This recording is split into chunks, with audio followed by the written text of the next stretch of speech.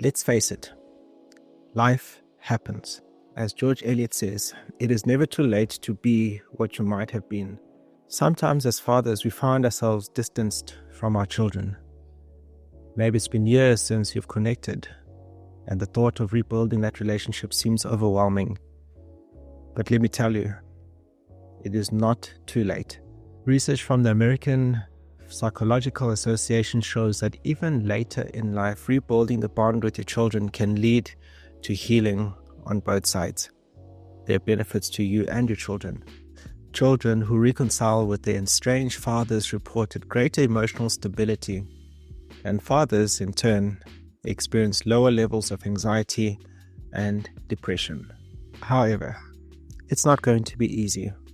There's no point fooling ourselves and thinking that this is a walk in the park to try and restore and repair broken relationships that sometimes could have laid in ruin for years. Fathers who have been absent often feel as though it's too late to reconnect with their children. However, research from the Journal of Family Therapy shows that even in adulthood, repairing a broken father-child relationship has significant emotional and psychological benefits for both the father and the child. Of course, there will be awkward moments, difficult moments, very, very tough conversations, sometimes even tough moments to handle, because there may be anger, there's a lot of hurt to work through. But the first step is to show up, whether it's a phone call, a letter, an email, a text, or even arriving at the doorstep. The key is to be consistent. Anybody who's going to try and do anything about repairing any relationship will have to make sure that there's consistency in place. So if you are considering something like this, you're a father out there who's watching this and you're thinking, or have been thinking, you need to rebuild your relationship with your kids and reconnect, because you've seen from previous episodes the impacts that has on children, or children who are growing up without fathers in the home. And you think to yourself, Ayanda, I need to do something. Here's something that you just need to consider before making the decision. You're going to have to start by listening. That's not something that we are taught every day how to do as men, but it is imperative on the fathers to listen first, and to listen to the child's perspective, from the perspective of the child that was going through that experience. When the child was disappointed not to have you at home as a father, not having you taking them to sport, helping them with homework, protecting their mom, providing for the family, whatever the case may be, you need to be able to hear that without judging it, without excusing it, or without explaining it away. If you're not prepared to listen, you cannot do this. Or should I say, it'll be very difficult to do what you need to do and to repair that relationship. Of course, you're going to have to acknowledge past mistakes and oversights, and sometimes even bad decisions that you made. But that is going to be crucial to rebuilding the trust that you need to repair the relationship. I always think of an analogy when I think of trust between people. I like to use the analogy of a bank. When you go to a bank, as many of us do, and you open a savings account, you want to make sure that you're depositing money in there, or that there's enough savings in there that are going to be earning you interest and growing over time. But it doesn't just magically appear from nowhere, at least not for most of us. You've got to deposit money, you've got to be consistent and save, and then allow time to take effect and give you interest so that your balance continues to grow. And at some point, you're going to want to make a withdrawal from that bank account. And if you're going to be swiping or at the ATM, the worst of the worst thing is to get that notification, insufficient funds. I borrow a little here from Martin Luther's I Have a Dream speech, but nonetheless, that analogy works very well in that same scenario, because if you're not depositing the time, the efforts, the energy, the wisdom, the knowledge into your kids or into any relationship that'll grow your trust balance with them, in time, a mistake will be made, a bad decision will be made, misunderstandings will happen, and you need to draw from that account. And you want to make sure that there's going to be enough money to cover the cost of that transaction, the trust cost.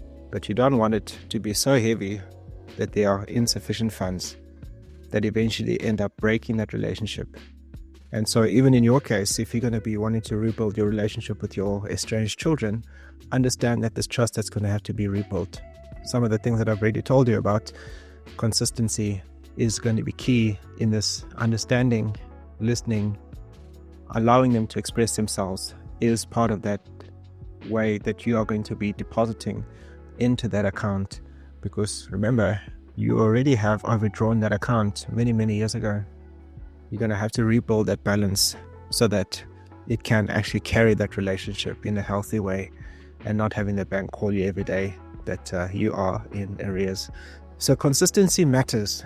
All the small, consistent efforts that you're going to be making, like your calls, visits, and whatever else you're going to be doing, may for a time seem one-sided. And probably for a long time, it might be months or years, I don't know. It might be never. I hope not, but it's possible. But consistency matters. And you're not going to find out if that relationship will be rebuilt or not if you're not going to be consistent over time. It goes without saying that you'll need to be patient. Also, you're going to need to seek help.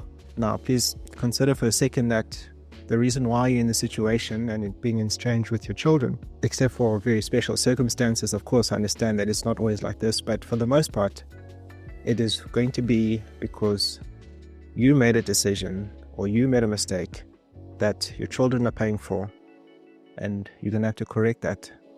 And part of the reason why that mistake was made, perhaps, and part of why that bad decision was made, perhaps, could be because of poor learnings from your own father, the fact that you weren't raised right. And so seeking therapy for your own things is going to help not only you, but also help your children and their children and their children's children not to pass on the same thing that probably you inherited from your father and wherever else it might have come from your great-grandfather. And so seeking help, professional help, and engaging in therapy would be very, very helpful. And I would dare say that if you're not willing to take that step, and perhaps you are not ready either for this particular step. But we are men of courage, and so I know that you're going to do that. Even better if you can engage in family therapy. There are lots of very good people out there who can help you with this process, because sometimes the conversations need to be facilitated. Sometimes that hurt can come out from the children in a way that actually seems to offend you as a father, offend you as a grown man, or whatever state that you are in. Maybe it solicits pains in your own life that are too deep to discuss, perhaps one-on-one, and there's just too much emotion, too much pain, too much history, and it needs a structure and a facilitated process to help you as a family unit go through that, or between you and your child or children. Because healing sometimes has to be in a form of a reconciliation. Especially this can work if both parties are willing to do the work to work through the past hurts. Consider, for example, a famous musician, humour. He has been very open about his estranged relationship with his son Salema. After many years of being an absent father, I shouldn't call him Hugh, I should say Mr. Masekela or Uncle Hugh, made a difficult choice to reconnect with his son. And as he says, it wasn't easy, but he says that it was one of the most rewarding decisions in his life. Perhaps more important and rewarding than picking up a trumpet to begin with, or all the stages that he has been privileged to perform at across the world, and all the accolades that he's earned.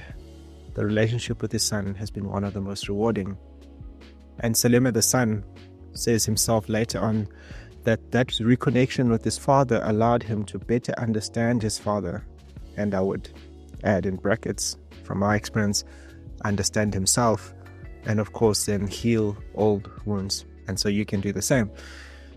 So Hugh's story teaches us that the path to reconciliation may and probably will be very bumpy and full of treacherous memories that we do not want to go back to. But it is a path worth taking. It is a worthy cause. Without that, we just perpetuate the histories of hurt and distance and disconnection that we probably have suffered ourselves as older men. And so a few tips for you. I assume that you've already agreed to the top and you say, you know what, Ayanda, I'm ready for this and I'm ready to listen. I'm ready to be consistent. I'm ready to show up and pitch up and do what needs to be done. Here's some tips for you that I hope will be helpful for you. Number one, start small. It doesn't have to be a grand gesture. You don't have to plan a trip overseas just yet. Do that if you can. I'm not saying don't, but I'm just saying it doesn't have to be that. It's about the small steps to reach out. Could be a text message, WhatsApp, a visit, try something, do something, open that door. Remember, it's a consistency that counts, but don't try to resolve everything in one day or 1 week or 1 month. I've already said this is going to take months and years possibly. So be patient with the process, but start small. As I said, you're going to have to acknowledge your mistakes and your bad decisions. Own it all. Take responsibility. I want to remind you that you are the parent, or you were supposed to be the parent. If you fail to do that in that moment, it's not too late to fix it. But acknowledge the fact that at the time when that relationship went estranged, you were the adult, they were the child. And so you need to be able to take responsibility for that without justifying, excusing it, or diminishing it for your child. Say, I am sorry. Even if you're not necessarily sorry for the event itself, whatever it is that caused whatever separation, maybe it's with the mother or whatever, adult issues. Part of the point that you need to be able to say sorry to is the consequence of that on that child, the hurt, the impact that it's been on that child. You can take responsibility for that. You can say sorry to that. You can say and ask for forgiveness for that. It goes a long way towards a healing for that other person, because you're acknowledging that they are not imagining things, they are not being unreasonable in their expectations and their hopes. It validates their position. Number 3, as I've already alluded, be patient. Healing takes time. Allow your children the time to be able to feel and express and explore and wrestle and understand their own feelings. Sometimes those feelings may come out and be expressed again in the experience of a child to an adult mouth. Some of those words can be very hurtful, I'm pretty sure, which is why it's helpful to have these things facilitated so that somebody can guide you in a healthy manner about how to work through this. Whereas if things are left uncontrolled, sometimes they can be like detonating a bomb.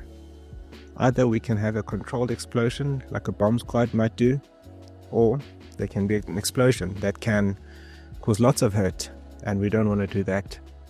But feelings need to be expressed, even the very uncomfortable and difficult ones, about their history and their experiences, their perspectives.